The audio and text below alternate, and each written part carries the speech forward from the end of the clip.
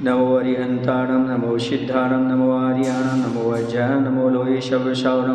बोले पंच परमेष्ठी भगवान की, आचार्य गुरु विद्यासागर जी महाराज की। कल गुणस्थान का पूरा विषय हो गया था। आज हमें समझना है किस गुणस्थान वाला जीव कौन कौन से गुणस्थानों में जा सकता है। तो सबसे पहले है पहला गुणस्थान। पहले गुणस्थान से यह जीव तीसरे गुणस्थान में जा सकता है, चौथे में जा सकता है, पांचवें में जा सकता है और सातवें में जा सकता है। कुछ लोग कहते हैं ना, पहले सम्यक दर्शन प्राप्त करो फिर मुनि बनना। पहले चौथे गुणस्थान में जाओ फिर मुनि बनना, लेकिन कोई जरूरी नहीं है। मिथ्या दृष्टि जीव सीधा सम्यक दर्शन, सम्यक ज्ञान, सम्यक चरित्र एक साथ धारण कर सकता है, यानी सीधा मुनि बनने की क्षमता रखता है। इसलिए पहले गुणस्थान से सीधा सातवें गुणस्थान में भी पहुंच जाते हैं। आज बहुत ज़्यादा सम्यक दर्शन का उपदेश देने वाले, सम्यक दर्शन की प्रशंसा करने वाले चारित्र की अवहेलना कर जाते हैं। जरूरी नहीं है कि आपको पहले सम्यक दर्शन प्राप्त करके चौथे गुणस्थान में ही जाना हो, नहीं, एक साथ तीनों प्राप्त किए जा सकते हैं। मुनि दीक्षा ले लो, तीनों प्राप्त, सम्यक दर्शन, सम्यक ज्ञान और सम्यक चरित्र रत्नत्र एक साथ प्राप्त हो जाएंगे। तो पहले से कौन से गुणस्थान में हो जाएंगे? सातवें गुणस्थान में। तो पहले गुणस्थान से तीसरे में भी जा सकते, दूसरे में नहीं जा सकते, क्योंकि दूसरा गुणस्थान उतरने में कैसा है, सम्यक दर्शन की प्रार्थना कर दी, नीचे आ गया, वो वाला है। तो पहले गुणस्थान से तीसरे में, चौथे में, पांचवें और सातवें गुणस्थान में जा सकते। अब दूसरे गुणस्थान से, दूसरे गुणस्थान में उन्नति तो नहीं है, क्योंकि जिसने सम्यक दर्शन की प्रार्थना कर दी वो नीचे मिथ्यात्व में ही आएगा। तो दूसरे गुणस्थान से मात्र कौन से गुणस्थान में आएगा? पहले ही गुणस्थान में आएगा, क्योंकि जिसने सम्यक दर्शन के पहाड़ से तो गिर गया, लेकिन जब तक जमीन पर नहीं आया मिथ्यात्व की, तब तक का स्थान क्या है? साधन का है दूसरे। तो जो ऊपर से छूटा है वो कहाँ जाएगा? सीधा नीचे ही आएगा, अर्थात मिथ्यात्व की पृथ्वी पर ही आएगा। इसलिए दूसरे गुणस्थान से मात्र पहले गुणस्थान में ही आते। तीसरे गुणस्थान से, तीसरे गुणस्थान होता है सम्यक मिथ्यात्व। कौन होता है? वह जीव या तो मिले जुड़े परिणाम है उसके सम्यक मिथ्यात्व के, दही गुड़वत या खिचड़ीवत, न चावल का स्वाद ना दाल का स्वाद, न दही का स्वाद ना दही का स्वाद, ना गुड़ का स्वाद ना दही का स्वाद। तो ऐसे में क्या होगा? या तो वह सम्यक दृष्टि होगा या फिर मिथ्या दृष्टि होगा। यदि मिथ्या दृष्टि हुआ, मिले जुले परिणाम यदि वो मिथ्या दृष्टि हुआ तो पहला गुणस्थान हो जाएगा, और सम्यक दृष्टि हुआ तो चौथा गुणस्थान हो जाएगा। तो तीसरे गुणस्थान से नीचे जाएगा तो पहला, और ऊपर जाएगा तो चौथा। यही इसकी व्यवस्था है। अब इसके बाद आता चौथा गुणस्थान। कौन सा गुणस्थान?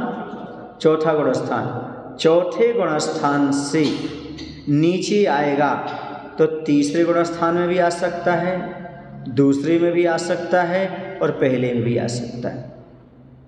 चौथे गुणस्थान का नाम है अविरत सम्यक दृष्टि।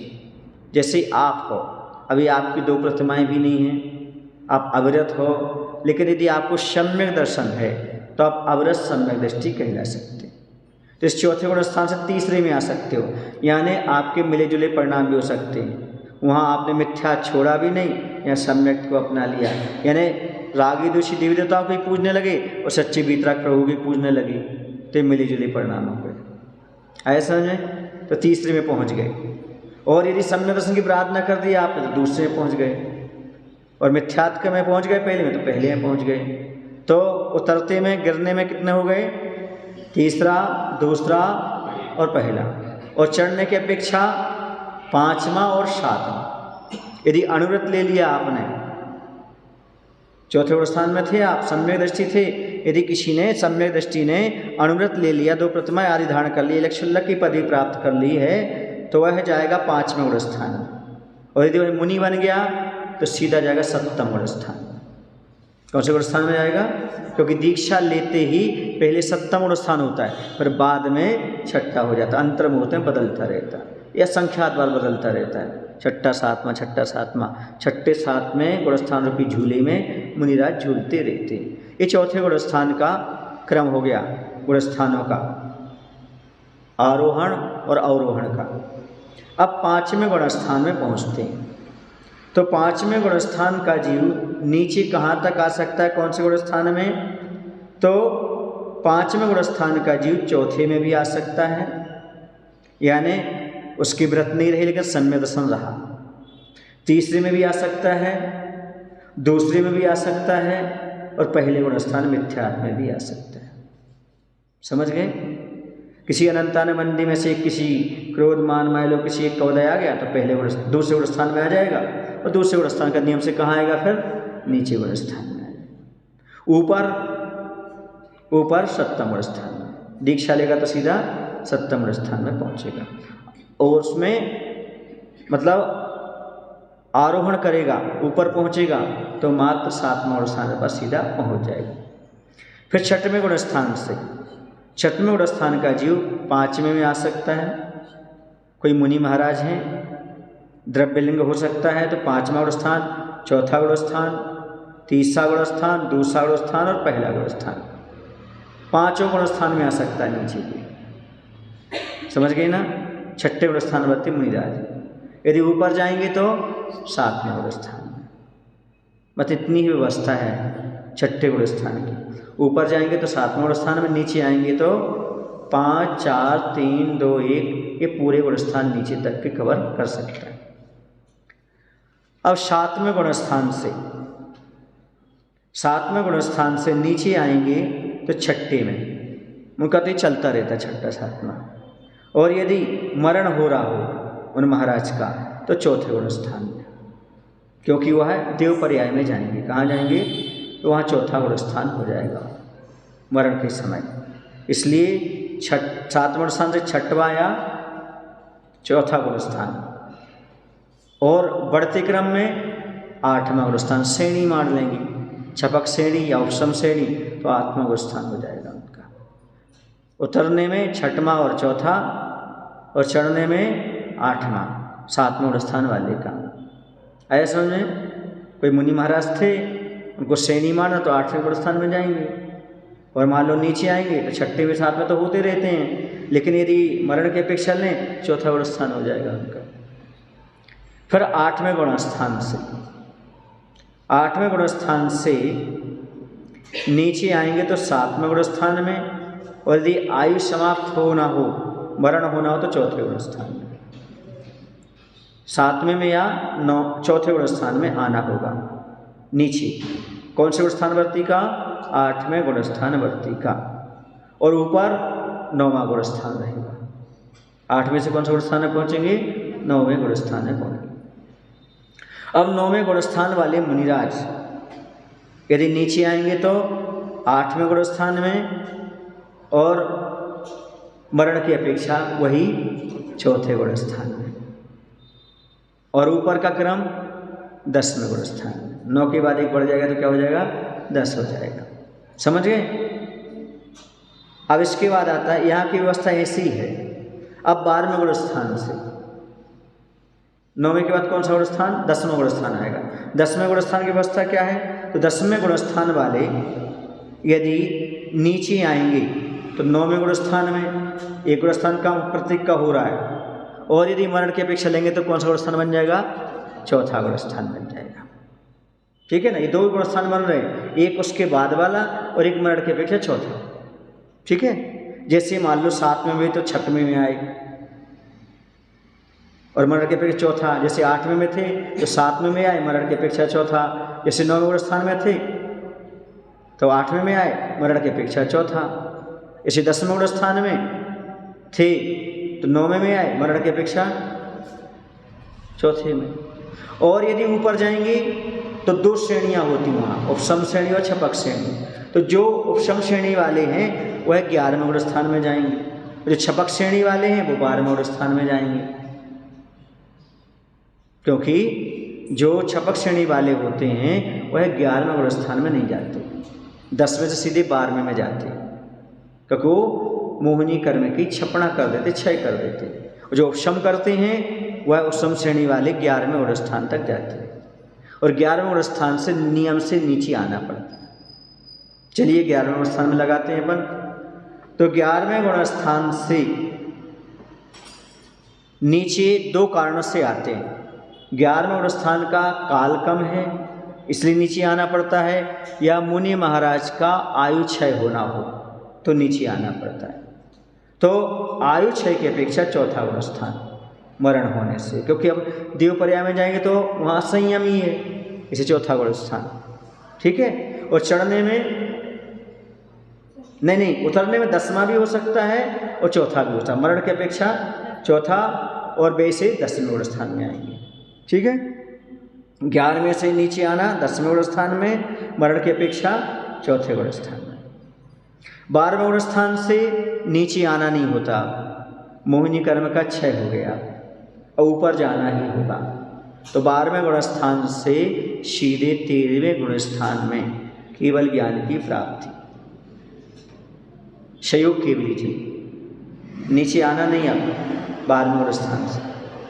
13वें गुण स्थान से 14वें गुण स्थान में जाएंगे, क्योंकि अब नीचे आना ही नहीं है, अयोग केवली पहुंच जाएंगे। फिर 14वें गुण स्थान से मोक्ष चले जाएंगे, फिर कुछ बचा ही नहीं, फिर कभी नहीं आएंगे, और उससे ऊपर भी नहीं आएंगे और उससे अब नीचे भी नहीं आएंगे। मोक्ष अचल स्थिति है, अचल गति है, पंचम गति है, वहाँ पर स्थिर हो जाएंगे। समझ गए आप लोग। अभी आप लोगों ने उपशम श्रेणी पढ़ा था, आखिर उपशम श्रेणी कहते किसे हैं, इसमें कितने गुण स्थान होते हैं, और उपशम श्रेणी एक जीव कितने बार चढ़ सकता है।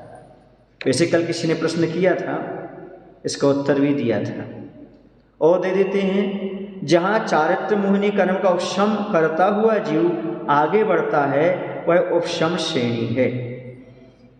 चारित्र मोहिनी कर्म कौन कौन से हैं? मोहिनी कर्म कितने होते हैं? 28। चारित्र मोहिनी कितने होते हैं? 25। और दर्शन मोहिनी 3। 25 और 3 कितने हो गए? 28। कुल मोहिनी का परिवार 28 का होता है। तो चारित्र मोहिनी की जो 25 प्रकृतियां हैं कौन कौन सी हैं? अनंतानुबंधी, क्रोध, मान, माया, लोभ, अप्रत्यक्षान, क्रोध, मान, माया, लोभ, प्रत्यक्षान, लोभ, संयुदन, ये कितने हो गए? 4 चौका 16। और हास्य आदि 9 आकसाय, 16 और 9 कितने हो गए? 25। ये 25। तो इन्हें क्या करता है वह? ऐसी चारित्र मोहिनी कर्म का उपशम करता हुआ जीव आगे बढ़ता है, वह उपशम श्रेणी है। इसमें 7वें के ऊपर 8वां, 9वां, 10वां, 11वां गुणस्थान, ये गुणस्थान होते हैं। ये 4 गुणस्थान होते हैं किसके? उपशम श्रेणी वाले के। 8, 9, 10 और 11 उपशम श्रेणी वाले ही नीचे के गुणस्थानों में आते हैं, एवं मरण भी उपशम श्रेणी वालों का ही होता है। चपक श्रेणी वाला नीचे नहीं आता, और चपक श्रेणी वाला तो मरण भी नहीं, वो तो सीधे 13वें गुणस्थान में जाएगा। तो यहाँ पर उपशम श्रेणी वाला अधिक से अधिक, जब तक उसको मोक्ष नहीं हुआ तब तक वह 4 बार मार सकता है, लेकिन एक भव में 2 बार ही वह चढ़ सकता है। एक जीवन में उपशम श्रेणी 2 बार, और जब तक मोक्ष नहीं हुआ तब तक 4 बार। और भी भव लेगा तो उसकी अपेक्षा कितने हो जाएंगे? 4 बार। बाकी कितने बार एक भव में? 2 बार।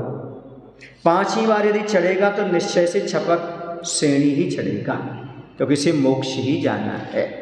समझ गए ना? ऐसा। अब जो हमने आपको उपशम श्रेणी बताई, दूसरी वही 7वें गुणस्थानवर्ती मुनिराज छपक श्रेणी भी चढ़ती है। तो छपक श्रेणी क्या कहलाती है? इसमें कितने गुणस्थान होते हैं और छपक श्रेणी कितने बार चढ़ सकते हैं? तो जहाँ चारित्र मोहिनी कर्म का क्षय करता हुआ जीव आगे बढ़ता है, वही चारित्र मोहिनी कर्म हमने बताया था ना, अभी बता के आया आपको। उन्हीं चारित्र मोहिनी कर्म का क्षय करता हुआ आगे बढ़ता है वह छपक श्रेणी।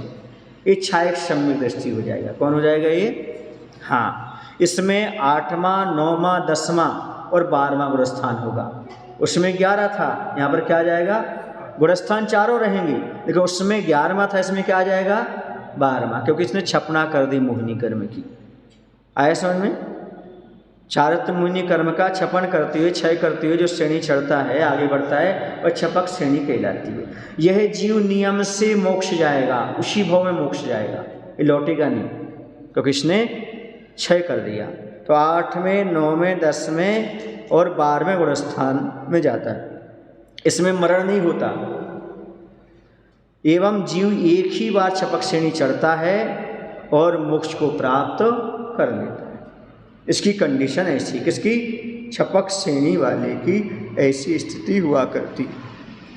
ऐसा में आ गया दोनों। उपशम श्रेणी वाला चारित्र मोहिनी कर्म का उपशम करते हुए आगे बढ़ता है, उसके गुणस्थान 8वां, 9वां, 10वां और 11वां होता है। ठीक है ना? वह एक जीवन में कितनी बार मार सकता है, चढ़ सकता है? 2 बार, और जब तक मोक्ष नहीं हुआ तब तक 4 बार। इसमें मरण भी होता है, ठीक है ना? नीचे आता है। लेकिन छपक श्रेणी वाला जो चारित्र मोहिनी कर्म का क्षय करता हुआ आगे बढ़ता है, इसके गुणस्थान होते हैं 8, 9, 10 और 12वां। इसमें मरण नहीं होता है, यह एक ही बार छपक श्रेणी मारता है, और जिस भाव में मारता है उसी भाव में वह मोक्ष चला जाता है। ये दोनों श्रेणियों के अंतर हो गए, ठीक है ना? ये कौन? 7वें गुणस्थानवर्ती मुनिराज। ये दोनों श्रेणियाँ कौन चढ़ते हैं? 7वें गुणस्थान वाले मुनिराज। समझ गए? ऐसा। हाँ, ये नियम है, उपशम श्रेणी चढ़ने वाला जो है ना, वह अन्य सम्यक दर्शन के साथ चढ़ सकता है, लेकिन जो छपक श्रेणी चढ़ेगा वो छायक सम्यक दृष्टि जीव ही चढ़ेगा। ऐसा में छायक सम्यक दृष्टि ही होगा। इसमें तो कोई भी सम्यक दृष्टि हो सकता है, उपशम सम्यक दृष्टि हो सकता है, द्वितीय उपशम सम्यक दृष्टि और छायक सम्यक दृष्टि भी हो सकता है। क्या चढ़ने वाला? उपशम श्रेणी चढ़ने वाला। लेकिन छपक श्रेणी में चढ़ने वाला मात्र छायक सम्यक दृष्टि जीव ही होगा। अब अनादि मिथ्या दृष्टि किसे कहते हैं? जिस जीव ने अभी तक सम्यक दर्शन को प्राप्त नहीं किया उसे अनादि मिथ्या दृष्टि कहते हैं। अभी तक नहीं प्राप्त किया, अनादिकाल से भटक रहा है, आज तक उसे तत्वार्थ श्रद्धान नहीं हुआ, आज तक देवशास्त्र गुरु पर श्रद्धान नहीं हुआ, आज तक उसने पर पदार्थों से, शरीर आदि से भिन्न आत्मा का श्रद्धान नहीं किया। ऐसा कौन कहलाएगा? अनादि मिथ्या दृष्टि। अनादिकाल से आज तक उसे सच्चा श्रद्धान नहीं हुआ, सच्चे देवशास्त्र गुरु पर विश्वास नहीं हुआ, वह कहलाता है अनादि मिथ्या दृष्टि। दूसरा होता है सादी मिथ्या दृष्टि। जिसने एक बार सम्यक दर्शन को प्राप्त कर लिया हो एवं पुनः मिथ्यात्व में आ गया। एक बार तो सम्यक दर्शन प्राप्त हो गया लेकिन फिर मिथ्यात्व में चला गया, वह सादी मिथ्या दृष्टि है। कौन सा मिथ्या दृष्टि है? सादी, क्योंकि एक बार होकर के छूट गया। अनादि मिथ्या दृष्टि प्रथम गुणस्थान से 4, 5 एवं 7वें गुणस्थान में जा सकता है। कोई अनादि मिथ्या दृष्टि है वह 4थे में, 5वें में और 7वें गुणस्थान में जा सकता है। एवं सादा ही मिथ्या दृष्टि प्रथम गुणस्थान से 3रे, 4थे, 5वें और 7वें गुणस्थान में जा सकता है। ये व्यवस्था है। व्यवस्था क्या है इसमें? मात्र व्यवस्था ये है कि जो सादी मिथ्या दृष्टि है वह 3रे गुणस्थान में भी जा सकता है। कौन से गुणस्थान में जा सकता है? 3रे, क्योंकि उसने पहले एक बार सम्यक प्राप्त कर लिया था, वो मिले जुले परिणाम में जा सकता है। लेकिन जो अनादि मिथ्या दृष्टि है वो 4थे में जाएगा सीधा, फिर 5वें या 7वें में जाएगा, 3रे में नहीं जाएगा। लेकिन ये 3रे में भी जा सकता है। कौन सा? सादी मिथ्या दृष्टि। आए समझ में? अब थोड़ा समझ लें, एक जीव की अपेक्षा कौन से गुणस्थान का कितना काल है। सबसे पहला था मिथ्यात्व गुणस्थान, दोनों काल, जघन्य काल और उत्कृष्ट काल। तो मिथ्या दृष्टि जीव यानी मिथ्यात्व में रहने वाले का जघन्य काल है अंतर्मुहूर्त, कम से कम कितना रहेगा वो? अंतर्मुहूर्त। और उत्कृष्ट काल है अनादि अनंत, अनादि शांत और शादी शांत, तीनों हो सकते हैं। यदि वो अभव्य है तो अनादि अनंत हो जाएगा। क्या हो जाएगा? अनादि अनंत। कोई है तो अनादि शांत हो सकता है, कोई है तो सादि शांत हो सकता है, यानी जिसने एक बार प्राप्त करके फिर छोड़ दिया, फिर प्राप्त कर लिया, ऐसा। सासारण सम्यक्त, दूसरे गुण स्थान का एक जीव की अपेक्षा जघन्य काल एक समय है और उत्कृष्ट काल 6 आवली है। 6 आवली क्या होती है? असंख्या समय की एक आवली हुआ करती है।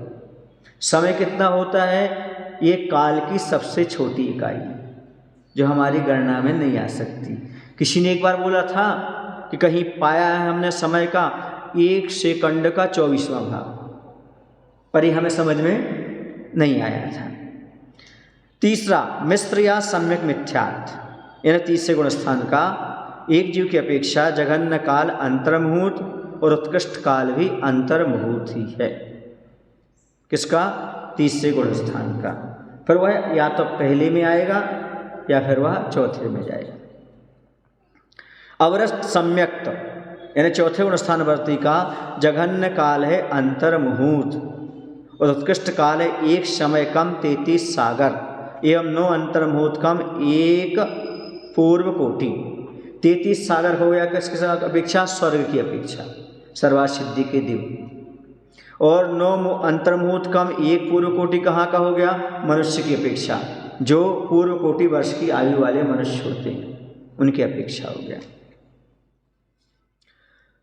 5वां, देश व्रत या संयता संयम, इनका जघन्य काल एक जीव की अपेक्षा अंतर्मुहूर्त और उत्कृष्ट काल है 1 पूर्व कोटि में 3 अंतर्मुहूर्त कम। ये देश संयत संयत है उन मनुष्य और त्रियंचों की अपेक्षा है जो ये पूर्व कोटि वर्ष की आयु वाले हुआ करते। 6वां, प्रमत्त व्रत, इनका जघन्य काल है 1 समय मरण की अपेक्षा। किसकी अपेक्षा? मरण की अपेक्षा।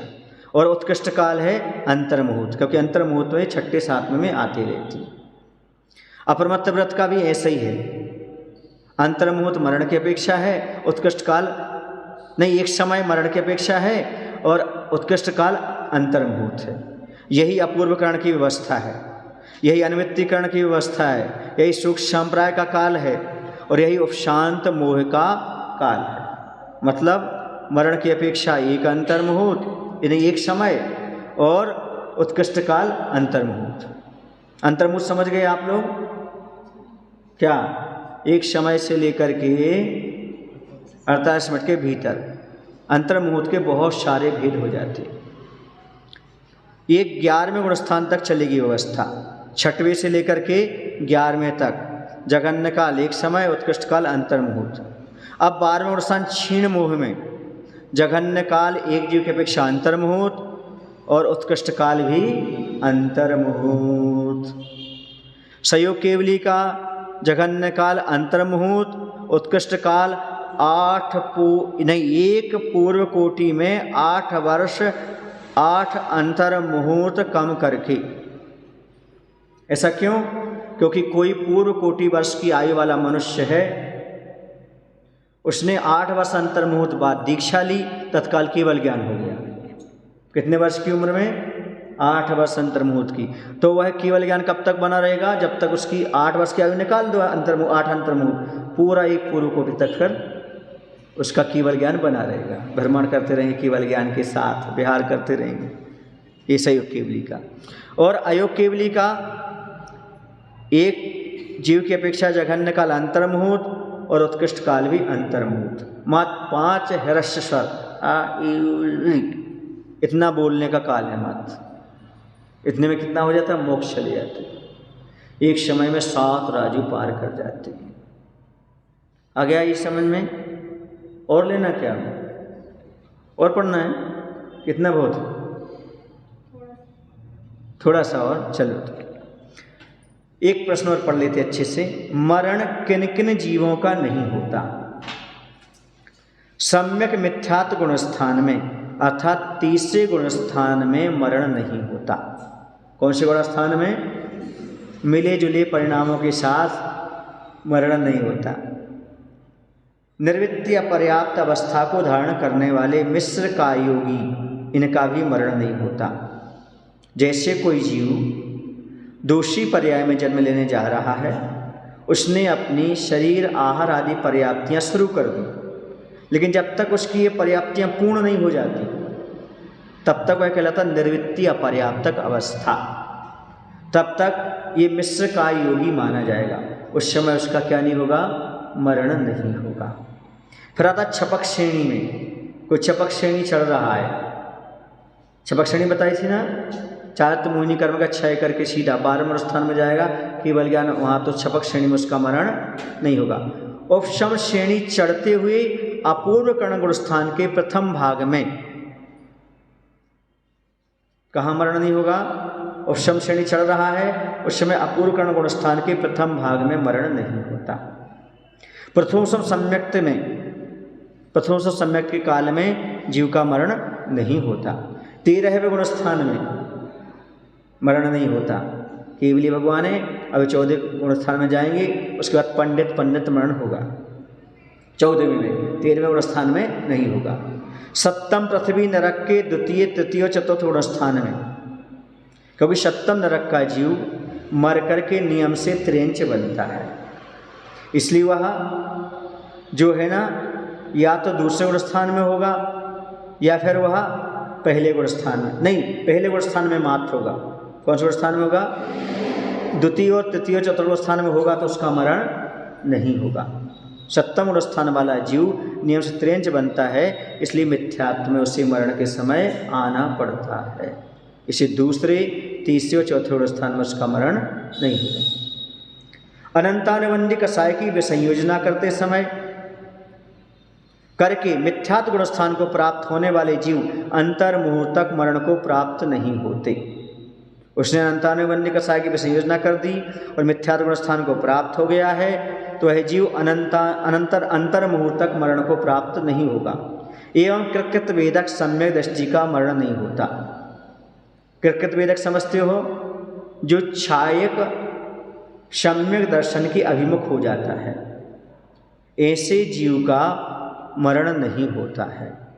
आचार्य श्री यतिविश्व जी के अनुसार कृतकृत वेदक का मरण होता है। दो मत हैं। किसी आचार्य का कहना है कि इसने केवली के पादमूल में चारित्र मोहिनी कर्म की छपना करना शुरू कर दिया। क्या कर दी? 7 प्रकृतियों की छपना। कौन सी 7 प्रकृतियाँ? अनंतानुबंधी, क्रोध, मान, माया, लोभ, मिथ्या, सम्यक मिथ्या, सम्यक प्रकृति। इनकी इसने छपना मोहिनी कर्म की 7 प्रकृति छपना शुरू कर दी है ना। अभी सम्यसन प्राप्त नहीं हुआ, उसको छायक नहीं हुआ, अभी क्षय उपशम से छायक नहीं बना। वेदक माने होता क्षय उपशम सम्यक दृष्टि है, उसको अभी इसने छायक नहीं बनाया। तब तक वह एक आचार्य कहते जब तक ये छायक में नहीं बदल जाएगा तब तक इसका मरण नहीं होगा। लेकिन यतिविश्व महाराज कहते नहीं, ये यहाँ से छपना शुरू कर देगा, उसकी क्षय करना, कृतकृत वेदक हो जाएगा। चारों गतियों में जाकर के फिर जाकर के वह वहाँ पर वह छायक समझ प्राप्त कर लेगा। शुरू यहाँ से करेगा मनुष्य, वहाँ चला जाएगा। तो कई आचार्य मरण भी मानते हैं, कई आचार्य मरण नहीं मानते कृतकृत वेदक में। तो यतिविश्व आचार्य कृतकृत वेदक का मरण होता है ऐसा मानते हैं, कुछ नहीं मानते। ठीक है ना। अब कृतकृत वेदक हमने समझाया उसे किसे कहते हैं? तो जिसने अनंतानुबंधी चतुष्क मिथ्या सम्यक मिथ्यात् का क्षय कर दिया है एवं सम्यक प्रकृति का अनंत बहुभाग क्षय कर दिया है, उसे कृतकृत वेदक सम्यक दृष्टि कहती। अभी हमने 7 प्रकृतियाँ बताई थी, उसमें थोड़ा सा समझने की बात है कि 6 प्रकृतियाँ तो उन्होंने बताई। कौन सी? अनंतानुबंधी चतुष्क मिथ्या सम्यक मिथ्यात्। ये 6 प्रकृति तो पूरा क्षय कर देता है, लेकिन सम्यक प्रकृति का अनंत बहुभाग क्षय कर दिया है, अरे पूरा नहीं किया, उसे कृतकृत वेदक सम्यक दृष्टि कहते हैं। आचार्य यतिविश्व के अनुसार कृतकृत वेदक सम्यक दृष्टि के मरण के बारे में दोनों उपदेश हैं।